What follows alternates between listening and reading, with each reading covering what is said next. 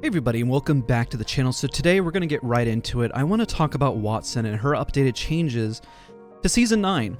Realistically, she had a lot of changes last season, and the only big change when I hover over her is that she has low profile removed. So let's answer the question, is Wattson good in Apex Legends Season 9? Well, only time is really going to tell.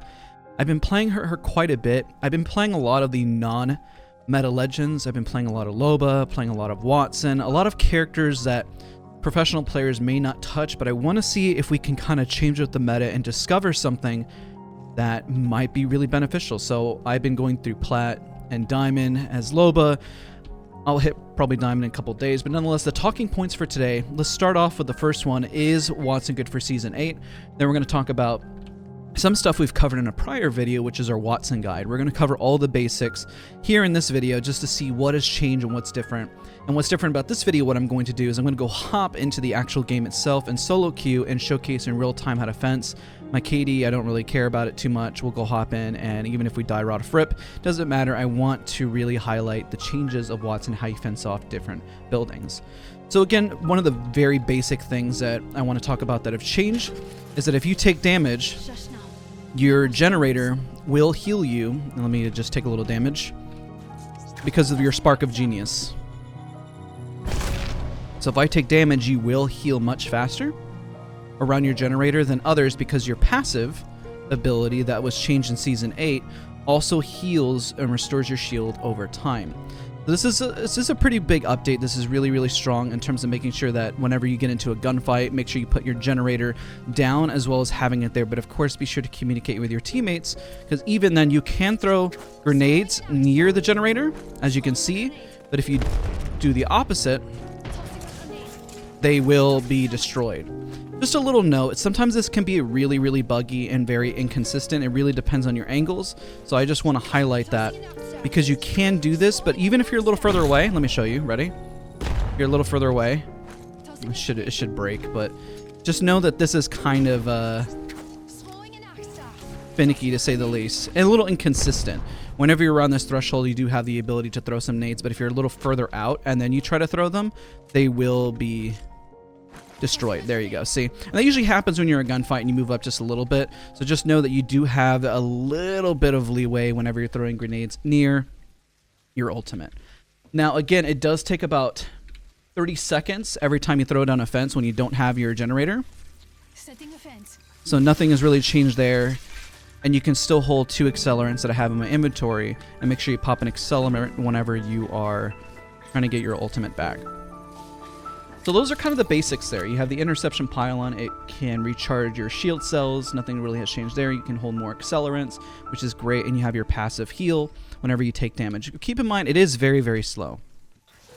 So if I were to throw this, and throughout the video, I'll just let this kind of sit so you can kind of see just how long it takes while we cover everything else that we're talking about. So I believe in the prior video that I did, which was a short, it takes about 5 seconds, and it is kicking in. You see it on the bottom left there. And your heals start to go up. So now your fences do have about 20 HP. You can put about 12 of these down, so nothing has changed there in terms of the overall update. But now the biggest question is, how do you play Wattson effectively? How do you play her offensively? And how do you really maximize on her use? So again, let's talk about how you fence in an open field and where to put your generators. So whenever you're putting your generator, I will showcase some footage in the background as well as we talk about some of this stuff, is you want to put your generator whenever you get into a gunfight. So let's say, and I did this before, if you were in a fight here out in the open, make sure you put your generator where it's not going to be shot. So if a team is attacking you from here, then you want to put your generator here. Notice how you're not taking any damage from a distance over there. And you can head glitch this. If they were standing up here, they would be able to shoot the gen. But the benefit here, there's like the little spot, see? But still, that's a lot of time for them to really focus on the generator compared to trying to shoot you. And every single second, because Wattson does generate much faster around her generator, this is a nice passive heal. This is as fast as Octane's heal. This is really, really beneficial to playing Wattson a lot more aggressively, and a lot of people are sleeping on this because I've used this many, many times And remember, stacking another generator, no, does not stack on your heals. So if I put another one down, I'm not going to heal any faster. Incoming artillery. My healing is the same. It just is really that fast. But you can only put down a certain number. Remember, there is a timer on these as well. It takes 3 minutes until your ultimate can fully recharge. You can put a max of 3 of these down. And the Pylon has 150 HP. So those are just some of the high points about the generator and where to place them. So realistically, if you're in a building, if you're trying to hold an angle, you want to make sure that you head glitch it, you put it in a spot where it's not going to get shot. So if you were kind of out in the open, the worst place to put it would be to where it's going to get shot. So you don't want to put it here. You want to put it more in the back part where you can benefit from it. Just remember when you place it back there, when I showed the nades, then most likely that distance is going to stop the grenades. So be smart about where you place it. If you're placing it within a building, let's showcase this over here. Just remember how beneficial this can be when pushing. Even if you're pushing in a building, put your generator, if you have it, and you're playing like pubs or ranked in competitive setting, you want to hold your generator whenever you're rotating, and then you're going to plant yourself down. But if you were to play offensively, and you want to put the generator there, and you're not nading the building or nading the door, and the door is down, this is a great spot if you take damage to use it as cover and go back and forth between and heal. Just remember that your enemy will heal whenever they're in range of it as well. Just a little tip there. Now, if you were inside the building, let's say you were inside, and these are walls right here, you're going to want to put your generator somewhere where it will not be shot. So if we have the entry level way here, you could put the generator here. Just remember the limited amount of space that you're putting, or you can put it at an angle here so that you can kind of duck and go back and forth. So let's talk about next, how do you fence? So I know we wanted to kind of break it down. We'll talk about fencing in open field. The biggest takeaway was kind of me in the prior video is just zigzag. Essentially, all you got to do is zigzag your fences. I'll showcase some footage whenever I zigzag in such a small building, a small space. I'll probably overlay that here. And how much of a difference it makes for whenever intruders really come into the building and how overwhelming it can really be to really see. So where do you want to zigzag? Most individuals will always fence off the front. And then you can zigzag it and go back like so. And then when you charge it, you'll continue to charge your fences. And then you'll double back. The reason why you don't want to create straight lines is that it becomes very predictable. And whenever you zigzag, you'll never really know what fence is a part of what. So if I were to entry into this building, see how they're all zigzagged. They can make the decision to shoot this, but this is still connected here. Okay, great. So they take this one out. Where is the next logical shot going to be? When they enter the building, they could either shoot this pylon, but now they still have to worry about this, and maybe they could shoot that one. They could take this one out. They'll have to take this one out, take this one out. And notice how there's always the next layer that they always have to worry about. So if you keep zigzagging your fences back and forth and make it confusing on what to shoot, and let's go open up into an open field and see, as we were kind of memeing before, how daunting this can be. I've really seen a lot of Wattsons. I really feel like the video did reach a lot of people to where the point that individuals will start to really fence off successfully, creating the diamond shape rather than a flat surface. So let me grab another accelerant here. If you just do a straight line, it is very predictable where you're going to fence off. And we'll talk about in just a moment as well, how do you fence while you're in a fight? I'm going to showcase an arena where I really did that successfully and how to really do it. So you could just do a fence like this. And remember the speed in which you fence, you can only go so fast to where they start to mess up. You can have the highest sensitivity in the world. Let's put down the gen here. But realistically, there's only so fast you can go before it just messes up and it doesn't work. So there is a certain speed that you are limited to. So even if you're on console, do not stress. Just make sure that you are going at a certain speed. So just make sure that, again, we'll say zigzag. It's like the biggest thing. You know, everyone in the comment section will say, all you said was zigzag. But the reality is you can create a diamond shape. So the diamond shape looks like this. If you're in an open field, let's pretend that the enemy was here. And then I create another set in the diamond. Go here, here, here, and here. And now that looks, as we infamously say, more daunting, because you don't really know whenever you come up around the corner which one to shoot, because you could shoot this one, but then you saw the fences here. You could shoot this one, but now you have the fences over here and your generators here, so you could shoot this one here. and you still have some other stuff. By the time somebody keeps shooting that many times on a pylon, it doesn't make a whole lot of sense versus just seeing this, Planting fences. right? That doesn't make a whole lot of sense just to do that one and only situation, because it's very easy. All I gotta do is shoot the one on the right or on the left, and then you are good to go. Make it harder for them. Don't make this easy. And a lot of Wattsons really fail in this, where they don't do this successfully. And I want to make sure that all of you guys really know how to do this. So if you're on a doorway, let's do the same thing. Let's go up top over here. And then what I'm going to do next is I'm going to solo queue in game. I'm going to fence off a few buildings to give you guys further examples of how you should be fencing. And I don't really care about my KD, so if you're doing a diamond shape, Playing with fences. and let's throw down the gen here. Make this look a little prettier. Over time, you'll get better at doing this really, really fast. So this could be the train tracks underneath on World's Edge. This could be just a doorway. Many different ways, as they would say, to skin a cat. And now you have, you're giving your opponent a lack of options. And if you really wanted to, because remember, this is still only a certain number of fences that you see so far. So I guess you could continue to make that an absolute nightmare. Or as we infamously say in my chat, daunting, to when you look at this and say, okay, well, I'm gonna take that one out. Wait, it's still there. It's still there. It's still there. It's still there. There's still a wall. There's still a wall. This can be very overwhelming. Just remember, if by doing this, you're putting all your eggs in one basket. So just be aware of that. And of course, whenever you're fencing off in an open field, usually the next question I will normally get from chat and everyone who asks a question of like, how do you fence whenever you do not have a choke point, you do not have a building, and all you're doing is just fighting an open field, right? So let's pretend we locate this open field where, let's pretend for a moment the zone is closing, right? You really have lack of a better option. We'll go back to where we placed a gen initially. Let's pretend like the zone is here. There's an enemy team here. There's a team here. So the best place you really can put your gen is like right here on this edge, because this team is going to shoot at it, and so will this team.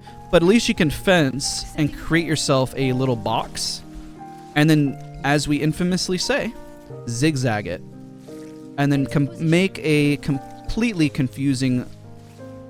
Just make it harder for individual teams to push. This is really great to stop against revenants, and you just keep bouncing between here to make sure it doesn't look logical. So look how I'm gonna go from the POV up top to where if anybody were to push that, look at that. We keep saying it looks daunting, it looks overwhelming, it looks confusing. So if a Pathfinder flew into this and you had all of this here, this is also very hard to shoot. If you're an enemy, if you have like people in here, you could be a god at aiming, but if there is a lot of effects, smoke, if you have a Bangalore, if you have any other legend here, this can really overwhelm the enemy.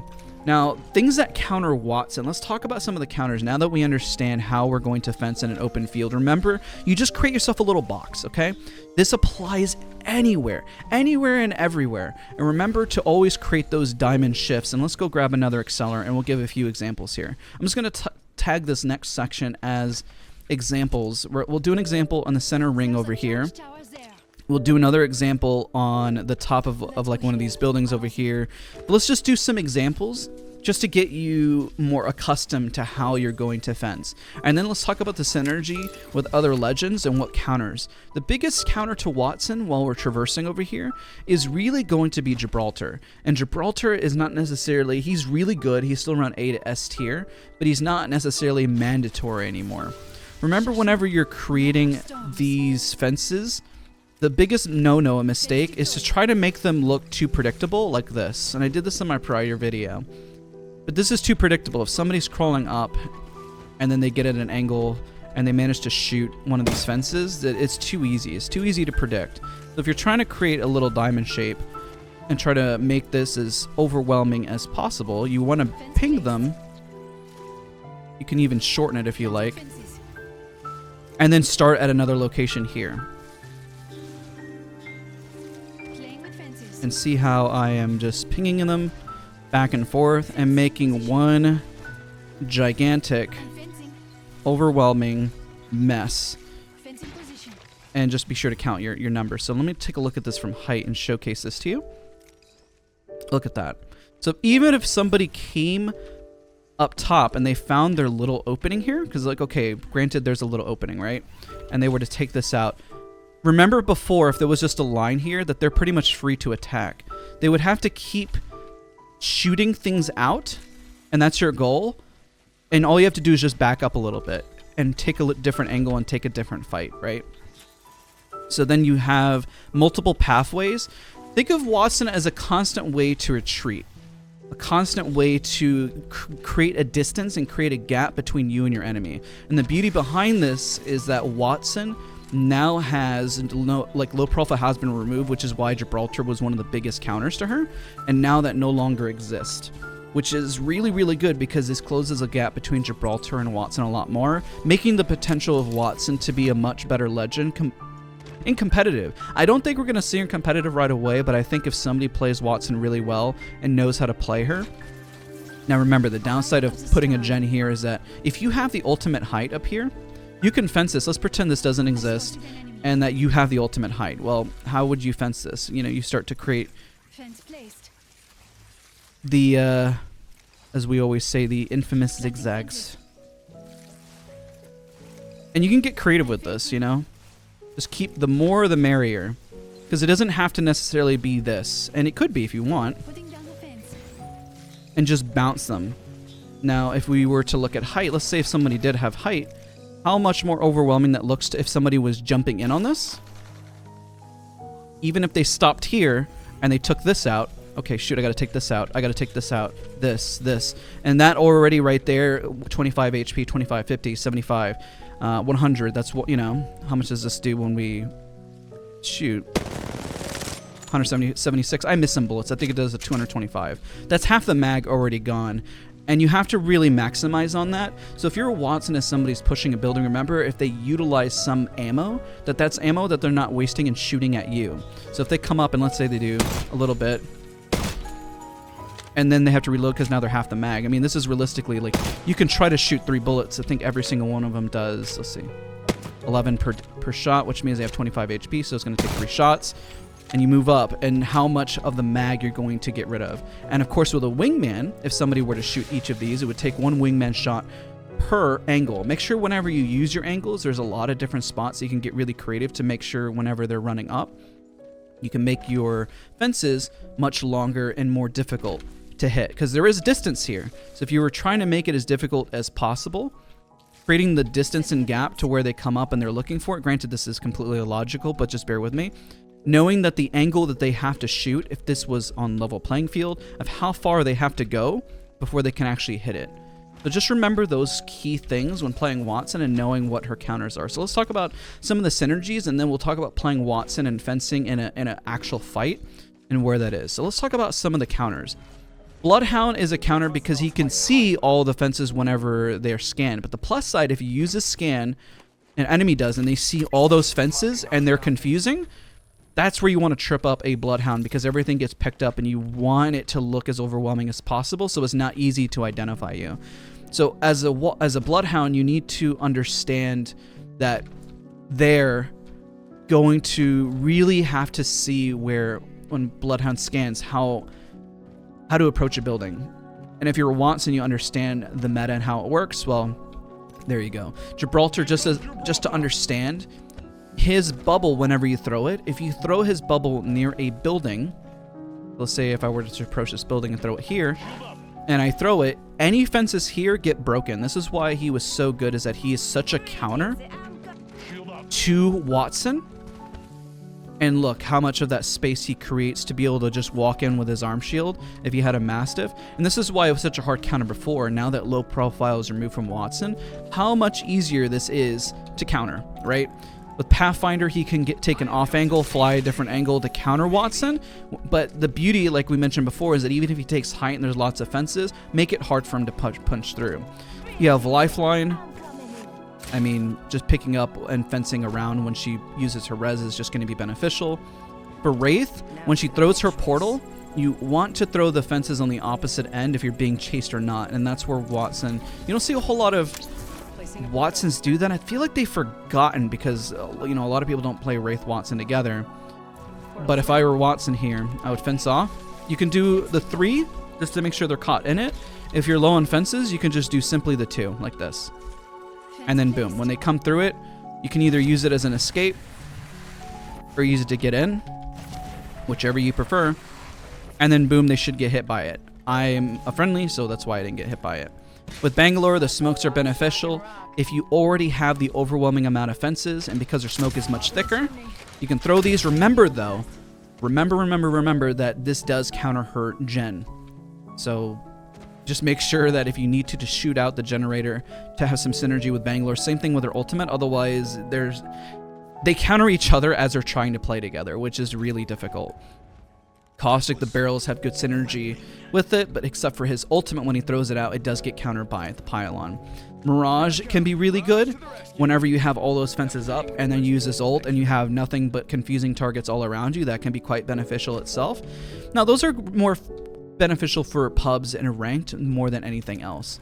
Now, Octane can be really great to get Wattson in and out, because remember, with Wattson, you need to have better mobility than any other legend. The downside of Wattson is really that she suffers with her mobility. To get her get out of jail free card, her get out of jail free card is setting up her fences and then also creating fallback plans of where she needs to reposition. She doesn't get to have the luxury of, like, let's say what Asu does in terms of movement.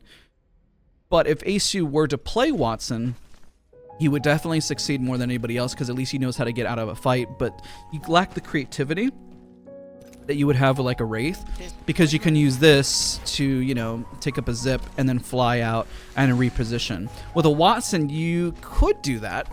The difference here, if you have the same mobility, right, you would have to do the same thing, but you could still get hit in the air and then fence and then do this. A lot of Wattsons don't do this, and this is really where we talk about some of the aggressive means of how you really play Wattson aggressively. When you think about, when do I put down the fences and how can I be a lot more interesting as a Wattson, this is where I try to play Wattson a lot more. She's just so underutilized to the point where there's so much creativity that you can have with her, and I feel like she's just slept on legend. So now, when great segue to crypto. Good to have with Wattson, strong counter to Wattson, especially if you're watching any tournament from APAC North. His ultimate will completely shred anything that she's put up. So if you have fenced up a building in a really strong way and then he pops his ult, well then you're pretty much caught with, lack for a better word, with your pants down, and it's going to be a really rough situation. Revenant is good for making a push, and it's just remember, when you see a Revenant making his push, we had it happen to us yesterday. A Wattson putting down fences and stalling a Revenant ultimate push is probably the strongest counter I can think of to a Revenant push, realistically. Some of the fences, because even if they take a little damage and they push through and slow them, it's much easier to stop a Revenant push. Really the only thing I think of. Loba's really strong for Wattson whenever you hunker down and just getting the loot in the nearby vicinity area. I really enjoy playing Loba this season so far. I'm just trying to find legends who are undervalued and just try to shift the meta, try to create something a little bit more interesting besides the Wraith, Gibraltar, and Valkyrie that I suspect that's going to happen. And we'll do a legend tier list on Tuesday. I've just been watching what people play, keeping a close eye on, taking notes, writing things down, and seeing where things go. Rampart and Wattson have a lot of synergy, but the downside is you lose so much of your mobility. It's just going to be all gone. So yeah, you can put up all your stuff, but unless you have a Valkyrie or a Pathfinder or something, and you have your, you know, your Wattson fences there to kind of benefit you to create that box like we discussed before, I mean, that's really all you can do. Like, what are you going to do and run? I mean, this might be more beneficial to Arena when you hunker down and you take some positioning, but that's really all I can think of there. Horizon has definitely fallen off in the meta.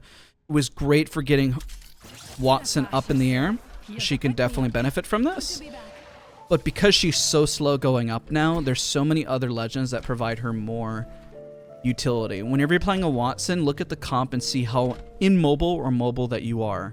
If you have nothing but Caustic, Rampart, or even Crypto Wattson and Rampart or something, you just assume that you're anywhere you're at, you're just stuck, and you're going to have to use your defense as much as an offense as humanly possible. If you use as a good offensive legend to putting pressure, but because he's built on grenades, it's not a great legend to pair with Wattson just because everything you throw in terms of grenades doesn't really help you that much, which isn't very good. And then we have Valkyrie, who in my opinion, is one of the strongest legends to pair with Wattson. So what we're going to do now, let's go in game and let's go fence off some buildings and kind of break down some of that stuff. Now, one of the biggest things as we showcase is how to play Wattson offensively, and we're going to showcase, I'm going to showcase the clip again from Arena whenever you use it or whenever you're being chased and what to do. If you have fences, throw a few down. So let's say you're being chased and you can put down a fence and then cut the corner and then take an angle here. Having a fence or as a little barrier obstructs your enemy from being able to do anything more to you. Right? If it takes a few seconds, because realistically you're not going to have your gun in your hand whenever you're running away. So if you can slide jump, try to use your slide jump as a way to whenever you put a fence down. So if you're going to jump off of this and then fence and then put something there really, really quick, that's how you create mobility. Because if you just put your fences and then try to do this, you're not going to be maximizing your movement potential. You want to either wall bounce or do something like this. Oh, I kind of screwed that up. And then slide and then create a fence for some mobility. Any way you can create mobility while you're using your fences, whether it's sliding down something and moving around to create a impasse, so that if you want to cut through it or double back or even tap strafe or move around and do something around the fence, it makes it harder for your enemy, because your enemy has to make the decision, do I go around the fence? Do I destroy the fence? You want to make sure your enemy has to make a decision as they're coming around the corner and they see the fence there. They're like, do I shoot the fence and come over? Do I tap strafe around the fence because then I'm predictable spot against my enemy? Raise these questions. Okay, so now what we're going to do, let's go in game and let's go fence up a few buildings, shall we? In the prior Wattson guide, what I did here is I would showcase documents, but now that I can solo queue and not grief anyone's game by teaching these mechanics, I don't care about my KD. I will easily get kills. I'm not too worried about that. I want to hop in and teach you guys in real time now and go have some fun and fence off some buildings and really showcase how this works. That's actually hilarious that I actually have champion squad. I'm all by myself. I'm in trios right now. I don't know how well this is going to go. Let's find a realistic building. I would prefer to do this on World's Edge because it has a lot better buildings to really fence off, but beggars can't be choosers, right? Let's find one of these buildings in the back here to really fence off. Hopefully I can be mine by myself. If not, we'll find something. Okay, believe it or not, it took me like a decade to figure out where the heck an accelerant was, but I finally got one because I'm going to showcase how to fence off these two buildings. We'll do the small one afterwards, and I'll put a second generator there because I have an accelerant. Hopefully I do not get pushed while I'm trying to teach this. So realistically, where you want to put your generator is a place where everyone can be safe. So if I were to open up this door right here, it's not here in the way, but at least you can still use it. If you decide to hole up in this angle, you can definitely put it right here as well. It depends where you're going to station. In a very large building, you're going to have to make a choice as a team where you would like to set up. In this circumstance, I'm going to choose this room because let's just pretend the team wanted it to be here. If you were to fence off and then get every single angle that you can inside this building, this is really how initially you would do it. And you can throw it up here if you'd like. And once you do that, realize how much I'm starting to just to kind of go back and forth with this, because this is the main room that we want to fence, right? You can get creative. There's not one way necessarily to fence off a building, right? Because the thing is that remember that if you only have 12 fences, this is a really strong spot. Oh gosh, I'm getting naded. That's not fun. I'm trying to do a tutorial. Which means I don't know if I can go fence off that other part. You need to decide where you're going to ultimately fence and where that's going to essentially live. So let's go find next a small building. Hopefully I don't get pushed. They completely destroyed. That's a great example of being countered by a crypto. But you have to decide how much you're going to hold, because the less fences that you have inside... Oh my gosh, I'm being pushed. That's fun.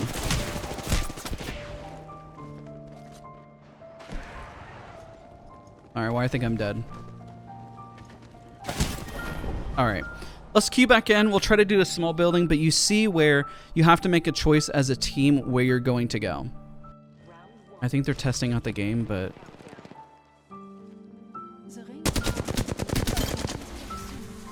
I'm trying to do a guide, bro. I'm sorry. I think you're testing out the game too, but... I have to do a guide for everybody here. Okay, I got really unlucky with not finding accelerants, but let's showcase how to fence off this building. So what you want to do is you put the gen in a place where you know that they won't be able to shoot it, so let's hide it behind here. Just so at least we can throw nades, and it could be a decision based on your team, right? So what you want to do is bounce these between the doors. So now you have the doors fenced off. There's one or two things you can do. You can kind of leave this here, or if you would like, start to bounce them off between the angles here. And make sure you get all the doors, right? So how many fences do we have left at our disposal? So we have 4. So this gives you the option to fence off the top part here. And zigzag them the same as you would before. And then extend it as far as you can. So even if they open up the door, it's going to break it. But they shoot that one, but at least this one is harder to shoot. So it depends on your positioning how you want to do it. You can get a little bit more creative. But notice how every single part of this building has been fenced off with something. Now, if you decide that you only want to hard gate a certain area but let them entry through the bottom part, well, then you can just zigzag more fences off the top. Remember, the more that you build these and stack them and get them all, I can't find the word exactly, agglomerate them, put them in one big area. I'm not sure quite the word, but let's just use the word daunting. Just put as many as here as possible. You can definitely do that. Let's go fence off a small building before my generator dies and then I run out of space. Which I think it's going to die anyways, and the zone is coming in. So I'm going to have to go back and forth, so I'm going to have to do some jump cuts here, so I don't waste your time. So you want to fence off this building here. And then you need more fences, and you just keep zigzagging them throughout the whole building. So let me get 4 more fences. And you can keep tab of the number of fences that you use by pressing Q, and you can see the number, because these are getting destroyed, and my generator is gone. So let's pick up these, and then I'll reposition. Remember, you can pick up your fences if you like to reutilize them in a different area. So I'm going to take these 4. I'm going to take zone damage perfectly fine. I apologize for the view, and I'm going to go grab those other defenses and move them over here. This could be really difficult to do, especially if you're in ranked or anything like that. Just remember the consequences of it. If I were to bounce this back and forth, and then move this here, and then move another fence, let's go grab the remaining 4. But then you will see just how fencing off that building in that one spot. Just remember that if somebody throws a nade inside, if a crypto throws his ultimate down, or anything like that, how much and how difficult it can be to recover from that situation. Let's move these over here.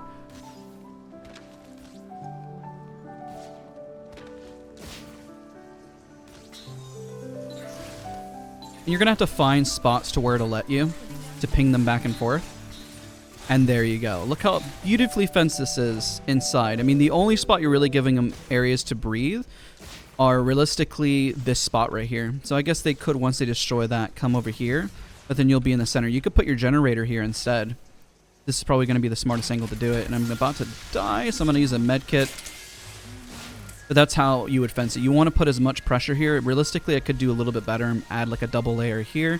I did better on this door here where there's 2 layers, and I did better over here where there's multiple layers as well. So if we look at this, and let's say they breached it, they shot this out, and then they shot this one out. They have to make the choice. They have to shoot this one out.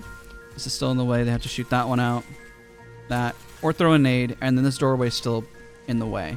But if you have your generator in here and people keep pushing and destroying them, then you just keep fencing it off and you just make the area tighter as much as possible.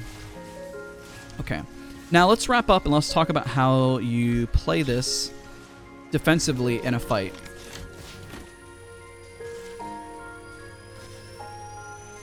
The last thing, actually one of the last things I'll cover, let's say somebody does breach here and you have to run away.